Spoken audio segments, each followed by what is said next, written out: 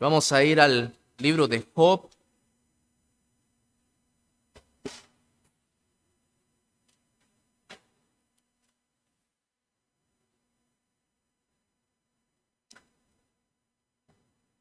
El capítulo 3.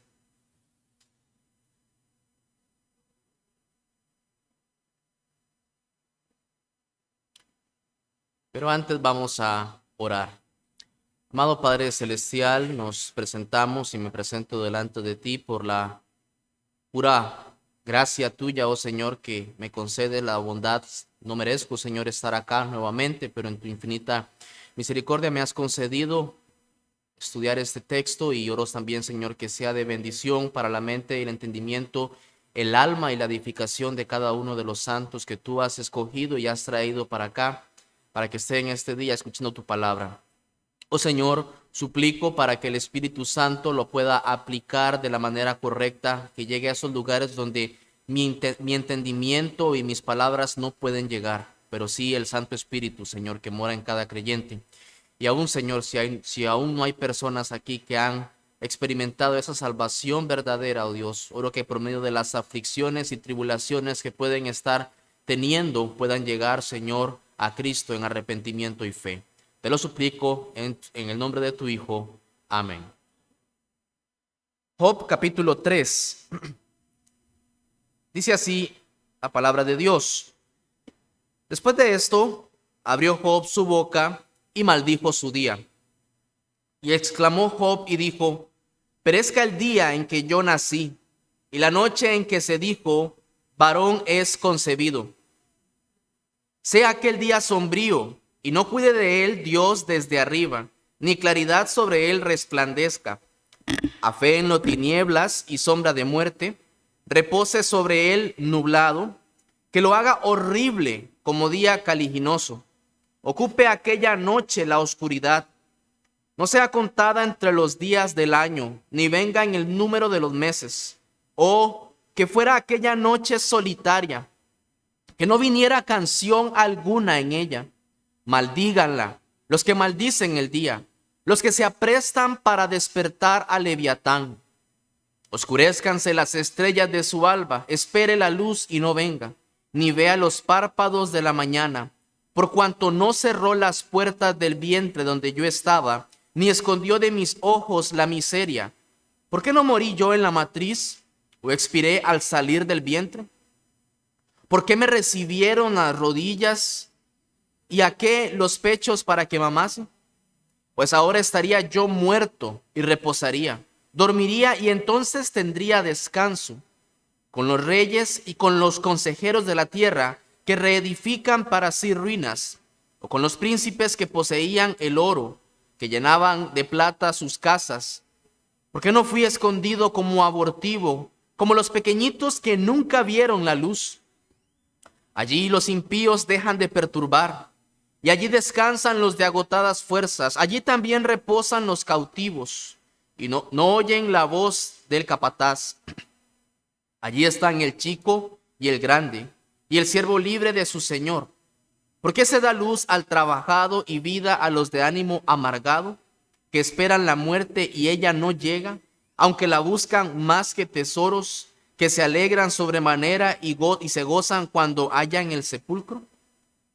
¿Por qué se da vida al hombre que no sabe por dónde ha de ir y a quien Dios ha encerrado?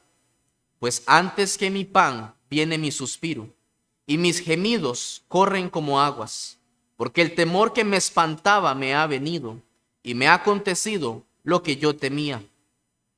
No he tenido paz, no me aseguré, ni estuve reposado. No obstante, me vino turbación. Uno de los errores que cometemos con mucha frecuencia al leer las Escrituras es que hacemos lecturas muy rápidas, hacemos lecturas muy saltadas. Entonces pasamos por alto los eventos y el tiempo en el que duró cada situación en particular. Por ejemplo, cuando leemos la historia acerca de David y Betsabé, resulta que esto empieza en 2 de Samuel capítulo 11. En 2 de Samuel capítulo 11, David se llega a Betsabé, queda embarazada, llama a Urías, le da carta, va a Urías otra vez de regreso, se muere, se da cuenta que, bueno, antes se dieron cuenta que estaba embarazada, Betsabé tiene a su hijo y todo pasa. Y en el capítulo 12 aparece Natán y le dice, tú eres ese hombre, tú has pecado gravemente. ¿Y cuánto pasó ahí aproximadamente? Digamos que unos 10 meses. Pero usted, si lo leyó en la mañana y luego lo leyó en la tarde, sintió como que eso pasó en un solo día. Ahora, si consideramos cuidadosamente el texto que acabamos de leer, si consideramos esto que acabamos de leer, como vimos en el sermón pasado, las distancias que había entre Job y sus diferentes amigos que llegaron a visitarlo eran ciertamente cientos o miles de kilómetros. Por lo tanto, para que la noticia llegara donde su amigo Sofar Naamatita, por ejemplo, recorrió muchos kilómetros.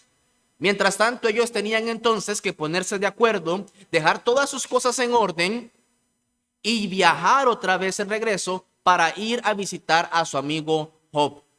¿Cuánto tiempo pudo haber pasado? ¿Cuánto tiempo pudo haber transcurrido? Transcurrieron meses, mis amados. Transcurrieron meses. Pero nosotros tenemos el error, como dije al principio, tenemos el error de que leemos capítulo 1, lo pierde todo, capítulo 2 se enferma y de ahí caemos al 42, donde lo recupera todo y parece que nada pasó. Pero no es así, no es así.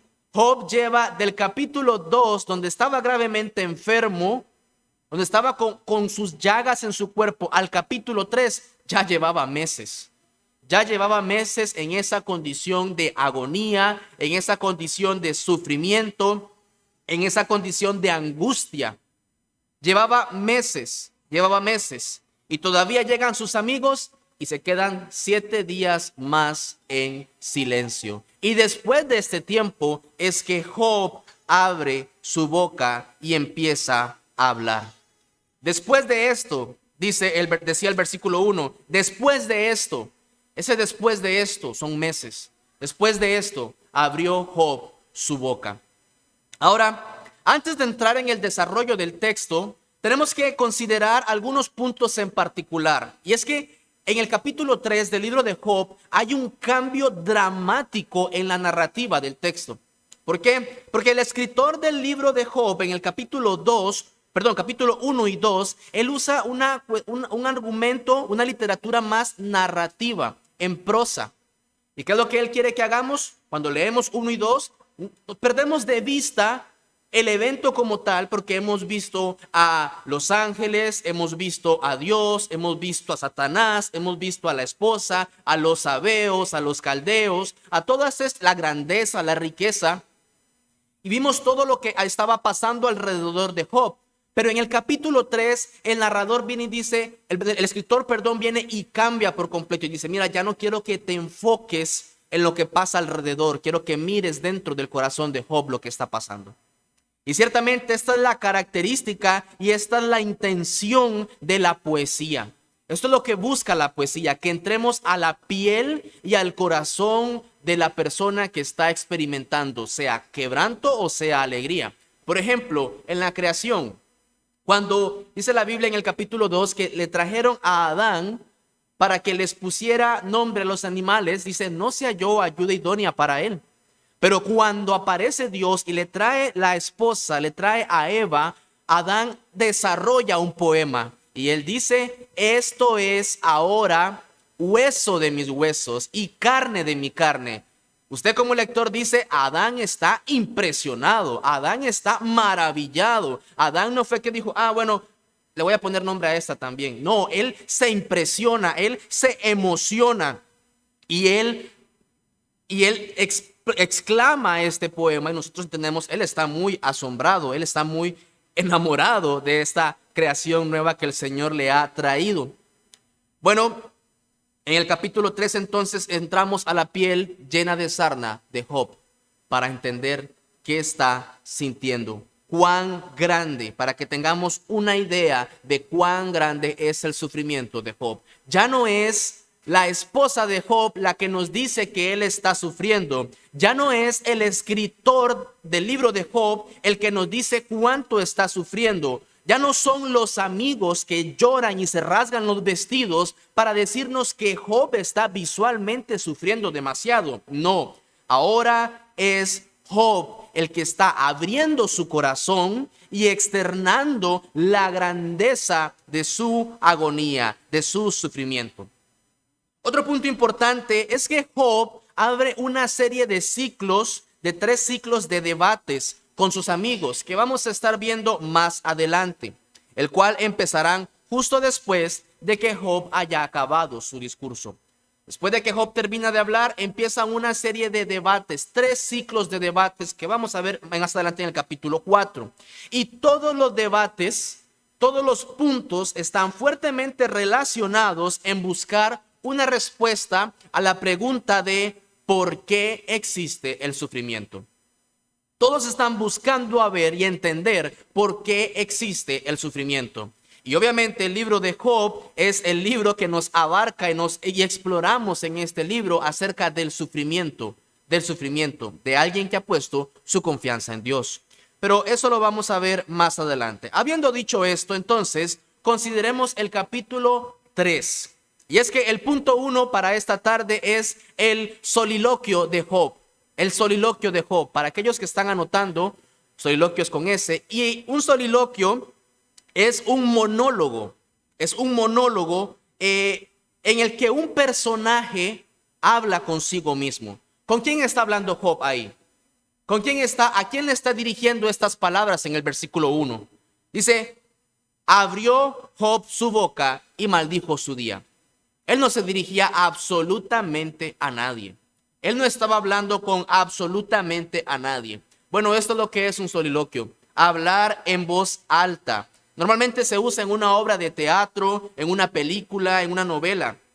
Y en un soliloquio, las personas o el personaje, expresa sus pensamientos, sus emociones, sus dudas, sus temores o los planes, etcétera. Etcétera. Entonces, por medio de esta técnica, el escritor quiere demostrar específicamente cuál ha sido la reflexión de Job luego de todo este tiempo de quebranto y agonía. Después de 7 días y 7 noches de silencio, Job decide hablar. Job empieza hablando. Este es, sin lugar a dudas, mis amados, este capítulo 3 es sin lugar a dudas el texto más oscuro, más denso y más profundo de todo el capítulo, de todo el libro de Job. Porque en este capítulo, uno se pone a pensar qué está pasando con la fe de Job. Porque Job empieza maldiciendo el día en que él fue concebido. Este texto realmente es oscuro, es triste, es lamentable. Job está fuertemente abrumado por su situación en la que se encuentra. Ahora Job está suspendido entre la tristeza del pasado y la incertidumbre del futuro. Él dice, mire, yo no sé qué va a pasar conmigo. Ya recuerdo el pasado, es una tristeza, maldito el día en el que yo nací, dice Job, y con respecto al futuro, no sé qué voy a hacer, si por mí fuera me muero ya, yo quisiera que ya la muerte llegue a mi vida, pero no sé qué hacer, estoy sin esperanza. Y habíamos leído, habíamos visto acerca de la paciencia de Job en los capítulos 1 y 2, cómo él se rindió completamente delante de Dios cuando lo perdió todo la primera vez y dijo, Jehová dio, Jehová quitó, sea el nombre de Jehová bendito. Y luego una segunda ronda y él dice, ¿recibiremos de Dios el bien y el mal? ¿No lo recibiremos? Pero ahora parece que todo cambió y parece que Job está despreciando a Dios. Parece que Job está despreciando a Dios. En el libro de los Salmos, nosotros encontramos que algunos salmos empiezan con ciertos versículos de angustia, de tristeza, de quebranto, pero luego después el escritor de los salmos hace como una reflexión y dice al final, espera en Dios, porque aún he de alabarle. Al principio dice, ¿por qué te turbas, alma mía? ¿Por qué te abates dentro de mí? Y ahí sigue narrando, por ejemplo, para citar un salmo, y ahí sigue narrando y al final dice, pero espera en Dios, yo lo voy a ver, yo voy a descansar, voy a levantar, voy a confiar en la obra y en la gracia que el Señor ha hecho en toda la creación y en mi propia vida. Hay muchos salmos que empiezan triste, pero terminan con gozo. El capítulo 3 de Job empieza triste y termina más triste todavía. Más angustiado todavía, más lamentable, más lamentable. Job culmina este capítulo con un grito de angustia, un grito desgarrador. No tiene esperanza, no tiene ánimo, no tiene deseos de absolutamente nada. Y como lo dije al principio, Job no habla con nadie específico. No habla con absolutamente nadie en específico, aunque sus amigos lo están oyendo. Y obviamente Dios también lo está escuchando. Pero él está reflexionando y meditando acerca de sus calamidades. En los versículos del 1 al 16 vemos que Job maldice el día de su nacimiento. Dice, perezca el día en que yo nací. Y la noche en que se dijo varón es concebido, sea aquel día sombrío. Y no cuide de él Dios desde arriba, ni claridad sobre él resplandezca. Así sucesivamente Job empieza a decir, ese día, maldito sea ese día. Y no lo dice nada más como por decirlo, porque usa palabras muy profundas, usa palabras muy intencionales, usa palabras muy desgarradoras. Él desea revertir el curso de la creación. Él dice, mira, el día empieza con luz. Bueno, que ese día caiga tinieblas, que ese día las estrellas se caigan, se oscurezca, desaparezca por completo de los meses del año, que nunca nadie más se acuerde de él, dice. Él dice que la providencia,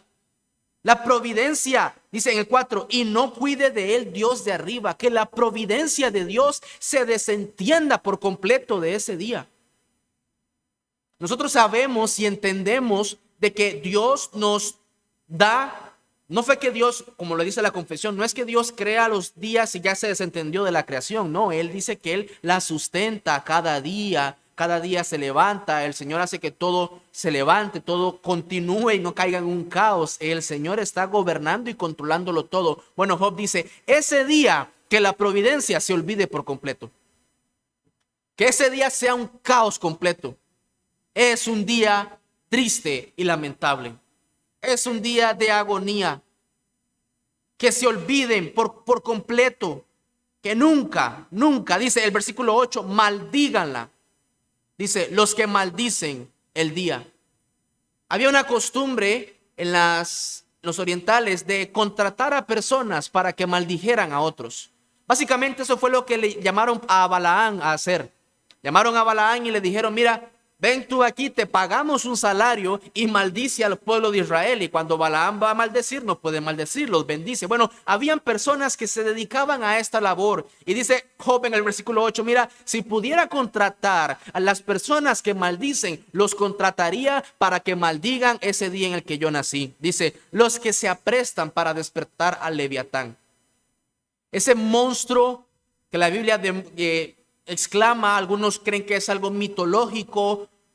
La Biblia lo menciona varias veces. Dice, ese monstruo terrible, abominable, esa serpiente tortuosa que angustiaba a los más grandes marineros, despierten a esa criatura, dice. Despierten a esa criatura para que se trague ese día por completo, se trague el sol por completo. Ahora, veamos cuán grande y profunda es la angustia que tiene Job en ese momento. Ha reflexionado y luego de reflexionar él dice, no tiene sentido, dice Job, no tiene sentido que yo haya nacido para sufrir tanto. ¿Qué sentido tiene de que yo haya nacido y ahora esté sufriendo tanto? Es lo que exclama él en el versículo 11, por ejemplo. ¿Por qué no morí yo en la matriz? o expiré al salir del vientre. Cuán triste es la pérdida de un hijo, ¿verdad? Y Job dice, ¿por qué a mí no me pasó eso? ¿Por qué a mí no me pasó eso?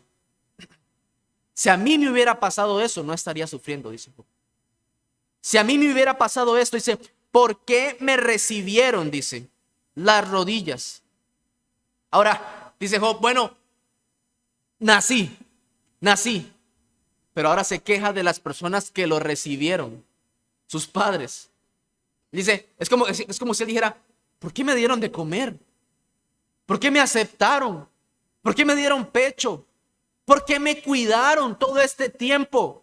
Me hubieran desatendido, me hubieran abandonado, estaría muerto y no sufriendo como ahora, dice Job. Note qué clase de agonía y de sufrimiento. Cuán grande es la maldición que Job está expresando. Él no es que se está lamentando por lamentarse. Job ahora se queja de los que le ayudaron a seguir viviendo. Ahora nosotros podemos ver y entender que Job tuvo una vida buena. Hubo gente que se preocupó por él, hubo gente que le ayudó a crecer. Él no tuvo una vida mala durante su juventud, se desarrolló y llegó a alcanzar riquezas. Y uno dice, wow, qué bueno Job, tú estuviste bien. Pero él dice, eso para mí es una desgracia hoy por hoy. Job arremete contra aquellos que le ayudaron a tener una vida buena. Para vivir y luego para perderlo todo. ¿Qué sentido tiene? Dice.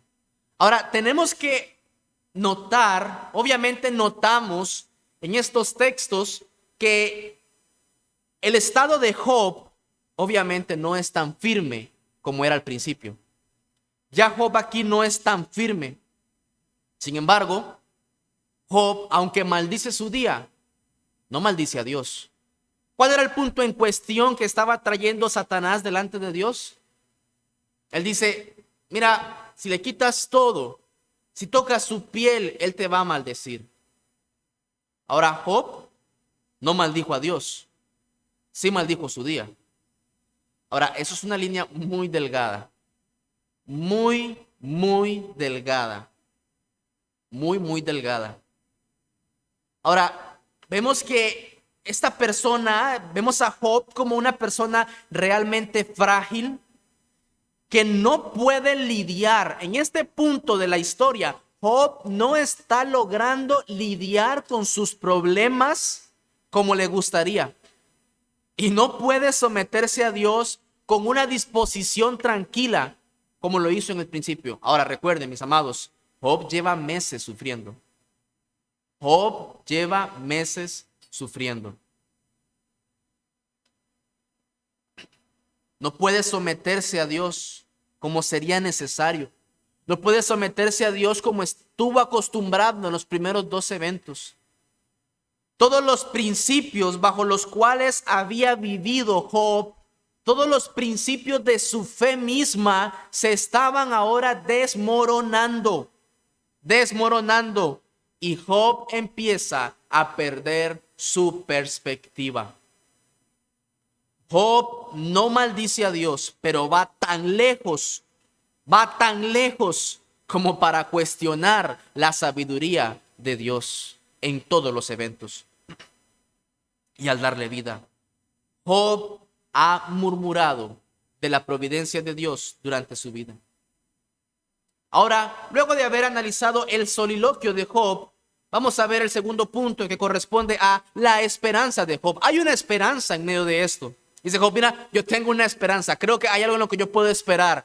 Ahora Job, ok, ¿esperas algo? Sí, espero algo. ¿Y qué es tu esperanza? En el versículo 20, él dice, ¿por qué se da luz al trabajado y vida a los de ánimo amargado que esperan la muerte? Dice. Ahora Job desea reposar con los muertos. Si hay algo en lo que yo puedo esperar a este momento, en este punto de mi vida en el que me encuentro, en esta situación tan desgarradora, dice, yo pongo la esperanza en la muerte. Es lo único que me queda. Es lo único que me queda. Dice, yo voy a dejar de sufrir cuando me muera, dice. Porque la muerte no llega, dice. ¿Por qué la muerte no llega y ya dejo de sufrir tanto? Ahora, vamos a ver más adelante, pero Job tiene un concepto bastante limitado y escaso con respecto a la muerte. Solo ve la muerte, solo ve el Seol como el fin de todo. Job solamente dice, bueno, yo me muero y se acaba todo. Me muero y ya descanso. Dejo de existir o simplemente entro en reposo, lo que sea, pero yo espero esto. Y Job dice en los versículos 16 al 19, ¿por qué no fui escondido como abortivo, como los pequeñitos que nunca vieron la luz? Dice Job, allí los impíos dejan de perturbar, quizás recordando a los caldeos y a los sabeos que arremetieron contra él y lo turbaron. Dice, allí los impíos dejan de perturbar, allí descansan los de agotadas fuerzas. Y Job dice, yo ya no tengo fuerzas, yo ya quiero descansar, dice Job. Allí también reposan los cautivos, no oyen la voz del capataz. Allí están el chico y el grande y el siervo libre de su señor, dice Job. Dice Job, ¿sabe? La muerte pone en una condición igual a todos los hombres, dice Job. Ya ahí ya no hay riqueza, ya no hay grandeza, ya no hay color de piel, ya no hay estado social, ya no hay cultura, ya se muere y ya todos somos iguales, como dirían. Ya todos estamos en una condición igualitaria, dice Job, yo ya quiero eso. ¿Por qué? Job se ve a sí mismo también en el versículo 23. Dice, ¿por qué se da vida al hombre que no sabe por dónde ha de ir y a quien Dios ha encerrado? Nota esta expresión, a quien Dios ha encerrado. Job se ve a sí mismo como una persona que está siendo cercado negativamente por Dios. Job se encuentra y dice, yo estoy cercado por Dios. ¿Sabe qué fue? Satanás, ¿sabe qué? ¿Dónde vemos esto mismo también? Satanás, cuando le dice a Dios, en el capítulo 1, le dice, a sus bienes, todos sus bienes lo has cercado. Has puesto una cerca alrededor de él, por eso nada malo le pasa, dice. Quita, extiende tu mano ahora y vas a ver cómo te maldice. Fue lo que Satanás dijo. Pero ahora Job dice, yo estoy cercado, pero estoy cercado por espinos, estoy cercado por angustia, estoy cercado por púas. Me tienen, Dios me aprieta, Dios me tiene encerrado. Yo no puedo salir, dice. Ya ahora yo no puedo salir. Ya yo no encuentro. Job cuestiona que Dios no ha tenido tregua para con él y él no para de sufrir. Donde sea que me muevo, dice Job. Más adelante vamos a ver, y yo también lo mencioné en un sermón anterior. Dice, no puedo dormir, no puedo comer. Si tengo fiebres, espantos. Ustedes me ven y me menosprecian. Más adelante vamos a ver que le llegan unos amigos que no son unos buenos consejeros, una buena ayuda. Dice, estoy cercado por parte de Dios. Tengo quebranto y tengo dolor. Ahora, si usted nota, Job, aunque tiene el deseo de morirse, no por eso tiene el deseo de quitarse la vida. Hay una gran diferencia entre una cosa con la otra. Vemos una lucha en la que la debilidad humana es evidente y por otro lado vemos alguna virtud. Son como destellos de la virtud, de la gracia de Dios en Job, que todavía intenta resistir las pruebas. Aunque Job está lidiando con todo esto, Job no maldice a Dios y todavía está intentando resistir las pruebas y las angustias. Donde antes solo había firmeza y virtud, porque eso fue lo que vimos en el capítulo 1 y 2, firmeza y virtud. Ahora estamos encontrando una mezcla de debilidad en su carne que lo inclina. Hay una debilidad en la carne de Job que está inclinándolo a quejarse contra Dios, pero Job no tiene la intención de convertirse en el enemigo de Dios. Job no quiere convertirse en enemigo de Dios. Ahí está, batallando entre sus emociones, sus sentimientos, su realidad y también su fe. Porque recordamos que al principio vimos que él era un hombre varón perfecto, recto, temeroso de Dios y apartado del mal. Era un siervo de Dios también, pero un siervo con luchas y calamidades sin igual, sin igual. Y termina él diciendo, versículos 24 al 26, dice, pues antes que mi pan viene mi suspiro, no puedo comer tranquilamente. Dice, mis gemidos corren como aguas, estoy llorando todo el tiempo, porque el temor que me espantaba me ha venido y me ha acontecido lo que yo temía. ¿Qué era lo que le acontecía? ¿Qué era lo que lo temía realmente? ¿Perder la riqueza y su salud? Él decía, lo que me temía era perder la gracia de Dios de mi lado. Por eso es que vemos en el capítulo 1 cómo Job dice que él ofrecía sacrificios por si acaso sus hijos hubieran pecado contra Dios. Era un hombre diligente, responsable, comprometido con la adoración, tanto personal como familiar.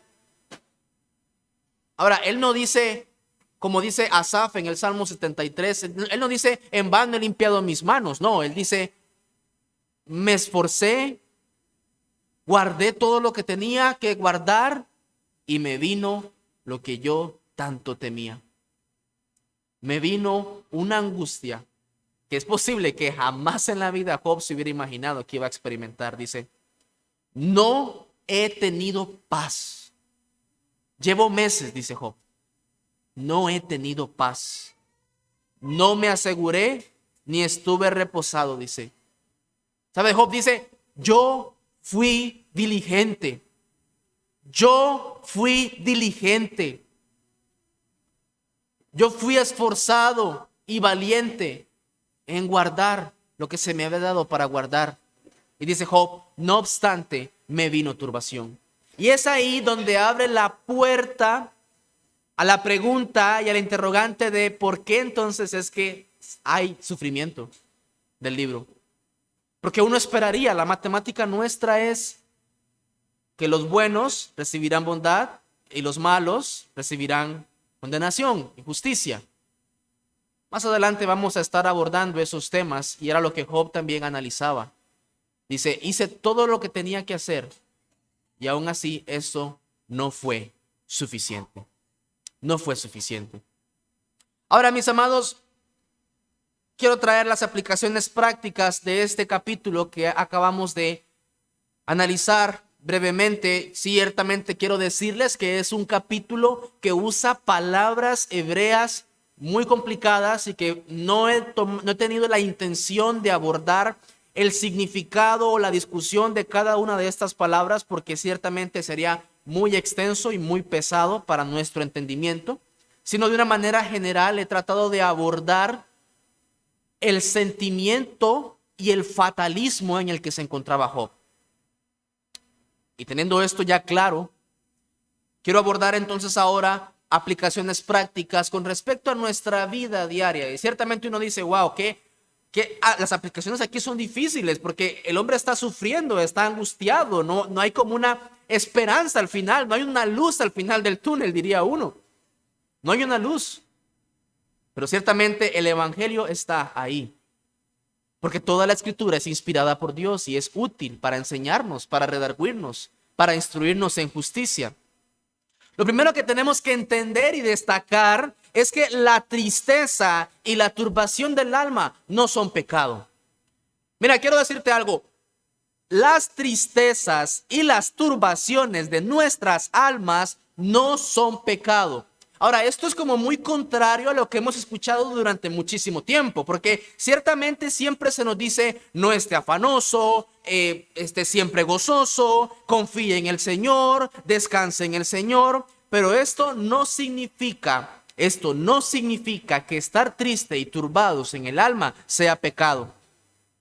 Se ha desbordado una falsa idea de que un cristiano debería estar siempre feliz y nunca debería estar triste. Se ha desarrollado esa idea y de ser posible, las personas que enseñan esto o expresan esta manera de pensar pintarían un cuadro de Cristo en la tumba de Lázaro entonando himnos. Pero no es eso lo que vemos ahí. ¿Qué vemos ahí? Vemos a nuestro Señor Jesucristo llorando, llorando. Consideremos entonces el ejemplo de Jesús, el mayor ejemplo, el Cordero sin mancha y sin pecado alguno. ¿Y qué encontramos en él? En Juan 12:27, él dice: ahora está turbada mi alma. ¿Y qué diré? Padre, sálvame de esta hora. También él dice y les dijo: mi alma está muy triste. ¿Hasta dónde? Hasta la muerte, dice en Marcos 14:34.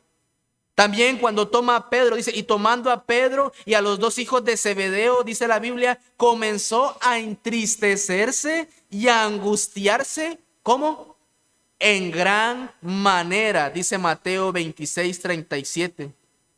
Y en Hebreos 5:7 dice: y Cristo en los días de su carne, ofreciendo ruegos y súplicas con clamor y ¿qué? Y lágrimas, dice, al que le podía librar de la muerte. Entonces, ¿es pecado estar triste? ¿Es pecado turbarse el alma? Por supuesto que no, porque si esto fuera pecado, Cristo hubiera pecado y él nunca pecó. Entonces, ¿cuándo es que fallamos la mayoría de cristianos cuando estamos tristes y en turbación del alma? ¿Cuándo es que fallamos? El problema, mis amados, es que nuestras emociones son demasiado desbordantes y en muchas ocasiones altamente irreverentes para con Dios. Job no tenía la intención de despreciar la providencia de Dios sin saberlo.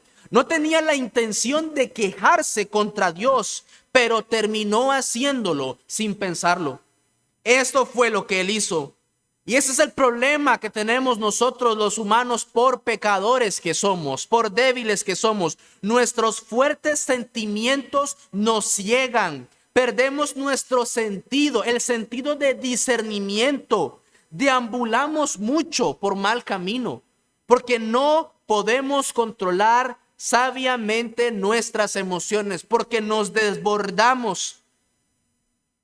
Entonces, mis amados, dado que no nos damos cuenta de que nuestros sentimientos están sobrecargados, dado que no nos damos cuenta de cuán impulsivos somos en nuestros sentimientos, porque muchas veces no sabemos alegrarnos sin pecar y muchas veces no sabemos entristecernos sin pecar también.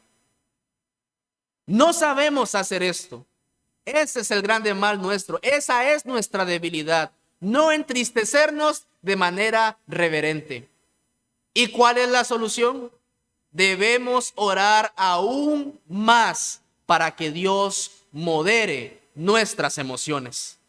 Debemos clamar aún más para que Dios sostenga esos sentimientos que se agolpan, que golpean nuestro pecho y quieren explotar.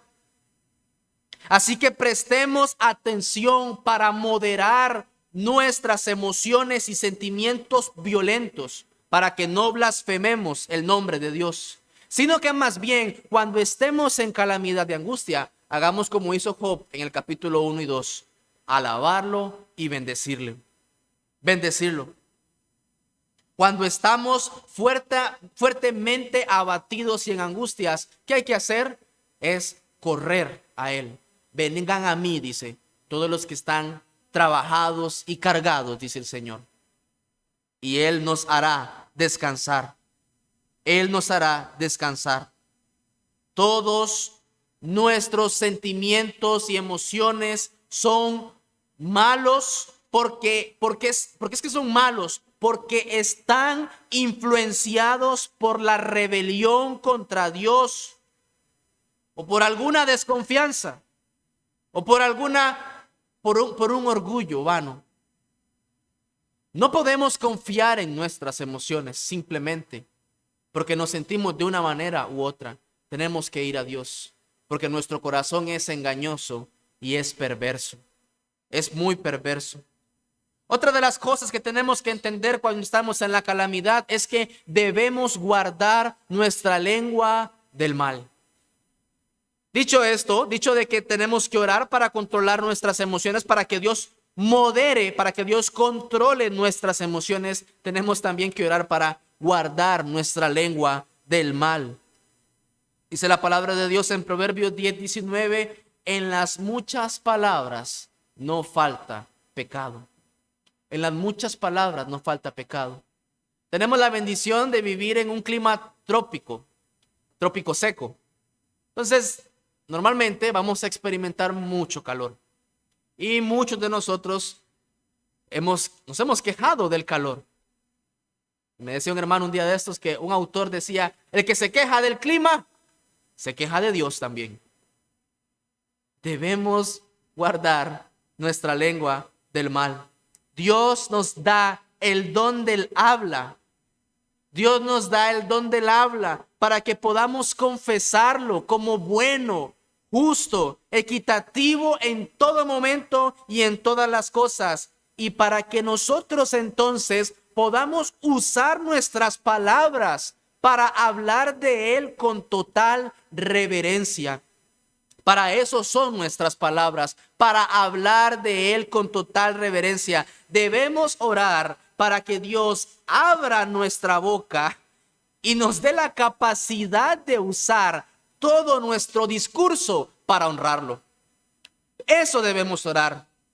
¿Por qué? Porque dice la Escritura en 1 de Pedro 4:11, si alguno habla, hable conforme a las palabras de Dios. Si alguno ministra, ministre conforme al poder que Dios da. ¿Para qué es esto? Dice Pedro. Bueno, para que en todo sea Dios glorificado por Jesucristo, a quien pertenecen la gloria y el imperio por los siglos de los siglos. Amén. Y es que las pruebas y el sufrimiento, sean estos temporales o sean también duraderos, no destruyen el propósito real de la vida que Dios nos ha dado acá. Job dice, yo ya no encuentro propósito, yo ya quisiera morirme, ya no tiene sentido estar acá, ¿para qué voy a seguir viviendo? Bueno, las pruebas que enfrentamos no quitan el despropósito. La vida no se nos ha dado simplemente para experimentar una felicidad o una realización personal. No, la vida no nos fue dado para eso. Porque ¿cuál es el fin principal del hombre? ¿Cuál es el fin principal del hombre? El fin principal del hombre es el de glorificar a Dios y gozar de Él para siempre. Para siempre. No perdemos nosotros el propósito de nuestra vida por calamidades o tribulaciones, porque cada tribulación y cada calamidad y cada turbación temporal o duradera es para la gloria de Dios. Hoy estaba apoyando a mi esposa en la escuela con los chicos de escuela dominical y les decía, ¿quién hizo todas las cosas? Dios. ¿Y para qué las hizo Dios? Para su gloria. Para su gloria. Quiera el Señor que los niños entiendan esto a una temprana edad y no como nosotros, que es necesario que se nos recuerde las mismas palabras. Debiendo ser ya maestros, se nos tienen que recordar las mismas palabras de que esta tribulación y esta angustia es para su gloria y no la nuestra. Y no la nuestra.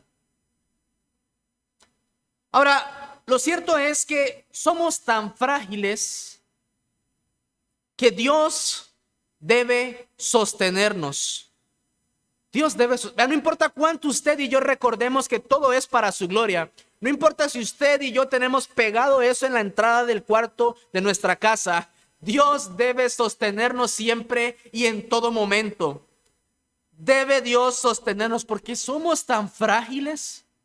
Somos tan frágiles, dice Pablo, así que el que piensa estar firme, mire que no caiga. Mire que no caiga.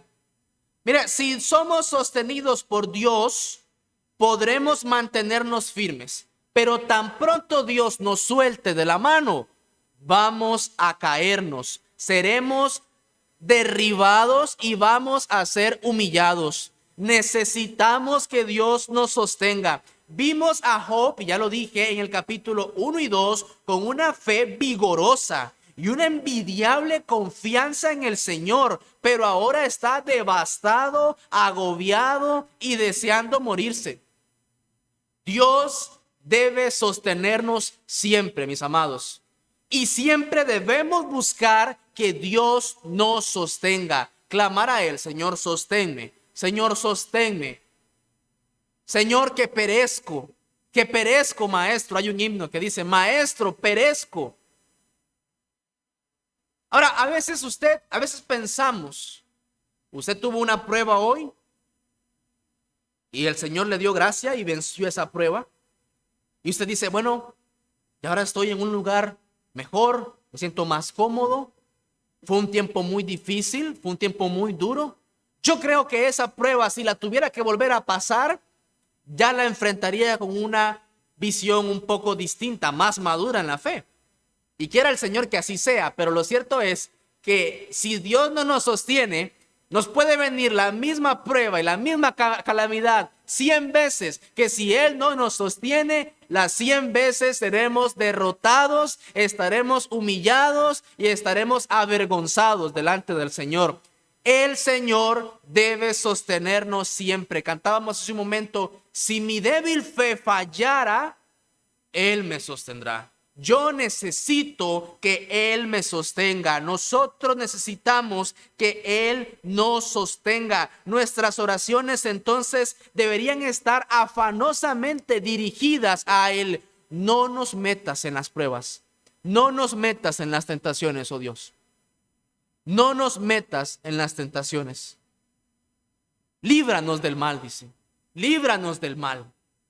No nos veamos ya. No tengamos ninguno más alto concepto de nosotros que el que puede tener. A veces usted y yo podemos ver a un hermano que está flaqueando en alguna cosa y usted no flaquea en esa y dice: bueno, es que le falta madurar. Mira, si la gracia de Dios te ha sostenido, es por eso que no cae. Si no, si el Señor nos suelta, estaríamos igual que ese hermano que consideramos débil en la fe. El Señor es quien nos sostiene. El Señor es quien nos sostiene. Cuando la gracia del Señor nos sostiene, podremos decir, como dice el himno: vendrán tempestades, lo sé yo muy bien, la fuerza del sol fallará, amigos dejármelo pueden también, dice, y al final termina: Jesús siempre me sostendrá. Vivo por fe en mi Salvador.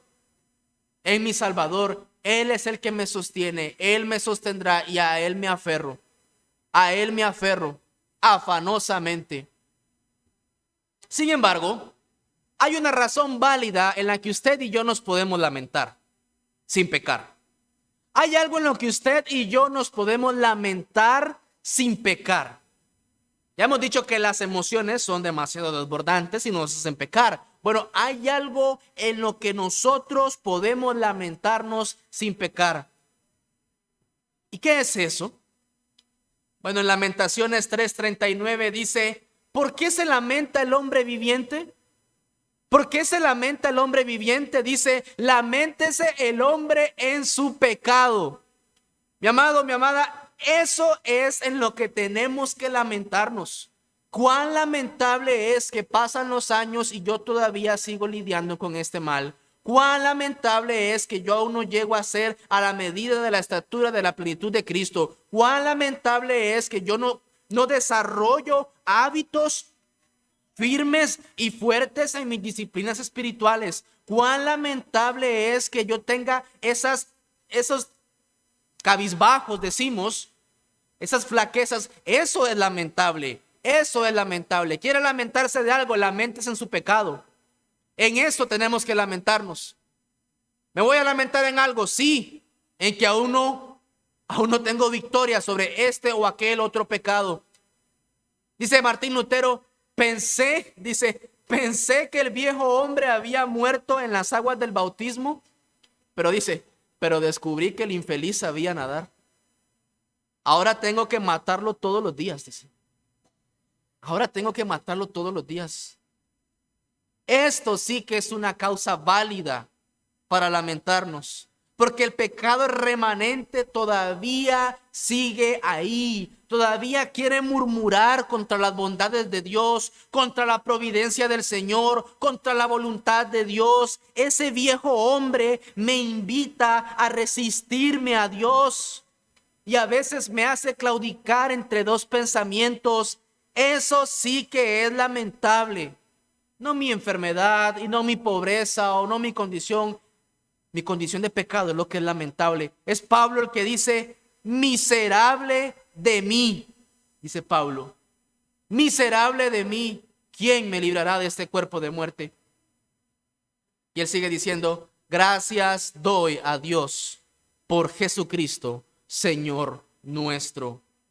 Ahora entonces, nuestra esperanza, después de ver cuán débil es nuestra condición y cuán vana, tenemos que enfocar nuestra esperanza en aquel en el que tenemos la victoria, que es Cristo. Él es nuestra esperanza. A Él tengo que aferrarme. Nuestra esperanza es Cristo, quien murió y resucitó. Víctor Frank fue un neurólogo y sobreviviente de los campos de concentración en la Segunda Guerra Mundial. Y él cuenta en una conferencia que dio que él logró observar estando ahí en los campos de concentración, porque él era una de las personas cautivas de los campos de concentración. Él logró observar que para soportar el sufrimiento y la agonía y la tortura que experimentaban todos aquellos que estaban en ese campo, algunos trabajaban en sus mentes con fantasías. Entonces, esas personas decían que estaban con sus familiares queridos. Su fantasía era que estaban con sus familiares queridos, que estaban en un lugar diferente, que se encontraban bien. Pero tan pronto la fantasía se quebraba y volvían a la realidad de su condición, estas personas morían. Después de haber sobrevivido meses con esta fantasía, cuando se veían en la realidad de su condición, se enfermaban y morían. También cuenta de que habían otras personas que usaban una estrategia de negación. Ellos negaban, decían, no estamos aquí, esto no está pasando, esto no está sucediendo, y sobrevivían muchos meses así. Pero cuando eso se quebraba y se daban cuenta de que sí estaban ahí, en agonía, que sí estaban ahí en sufrimiento, ellos entonces enfermaban y morían. Cuando ellos ponían su esperanza en una negación, cuando ellos ponían su esperanza en una fantasía y eso se caía por completo, morían. No existe, mis amados, no existe ninguna esperanza terrenal a la que podamos aferrarnos completamente en esta tierra, sino solo en Jesucristo. Solo en Jesucristo. Él es nuestra única esperanza. Salomón fue el que dijo, vanidad de vanidades. Todo es vanidad, dice Salomón. Yo me entregué a los placeres y esta es una esperanza que se quiebra. Me entregué a las riquezas, esto no es suficiente. Me entregué a la sabiduría, al conocimiento de la ciencia, no sirve. Me entregué a la música, no sirve. Me he entregado a todo, dice, le he dado rienda suelta a mi carne para que experimente todo. Si hay alguien que pudo tener acceso a todo, de todo, fue Salomón. Y él dijo al final, todo esto es vanidad. Salomón, entonces, ¿qué? ¿Qué me vas a decir de todo esto que has experimentado? Ese es el fin del hombre. El discurso oído, el fin de todo discurso oído es este: teme al Señor y guarda sus mandamientos, porque eso es el todo del hombre. Cristo es la ley completa y los mandamientos. Él es nuestra esperanza suficiente. Job no tenía un conocimiento correcto acerca de la muerte, y la esperanza de Job era morir y dejar de sufrir. Pero he aquí uno, Cristo, que murió, venció a la muerte y resucitó. ¿Sabe? El ser humano normal, natural, sin Cristo, se divide en estas etapas. Primero nace, crece, se reproduce y se muere. Y luego se vuelve a morir. La segunda muerte.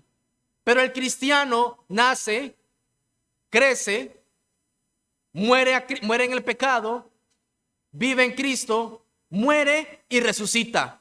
Vence.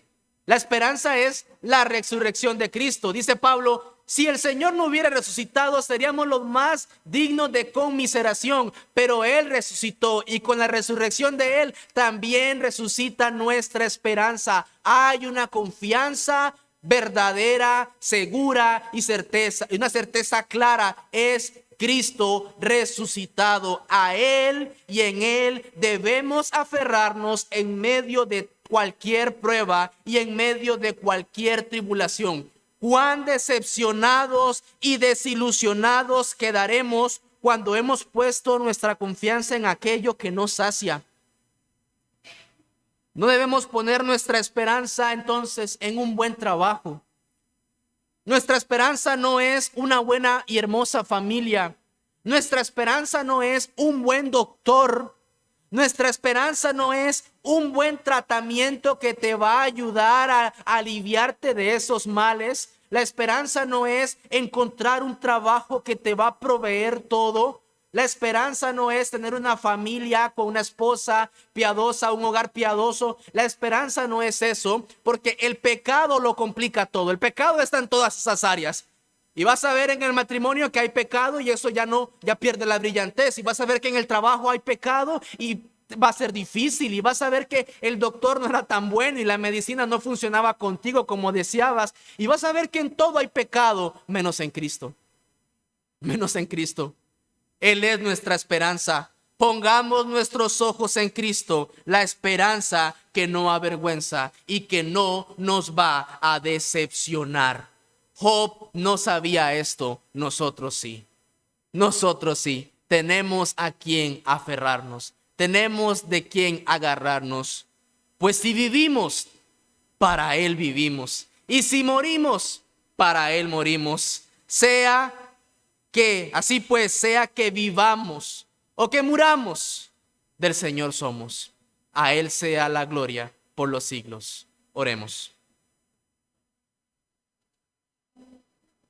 Padre nuestro, Padre celestial, gracias Señor por tu palabra y por el ejemplo que nos has dejado en esta porción de la Escritura.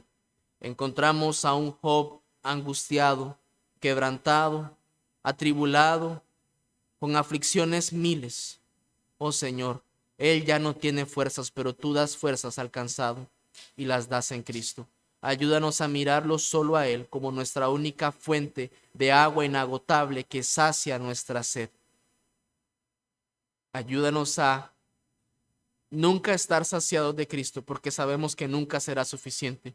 A que vayamos cada día a sacar agua para nuestra vida, oh Señor, y que también de nuestro corazón broten ríos de agua viva, que encontremos ese gozo y deleite en Él. Ayúdanos, oh Dios, sosténnos, porque el brazo de los hombres por débil no es fiel, pero tú, oh Señor, nos has de sostener con tu mano poderosa. A ti sea la honra y gloria en Cristo Jesús. Amén.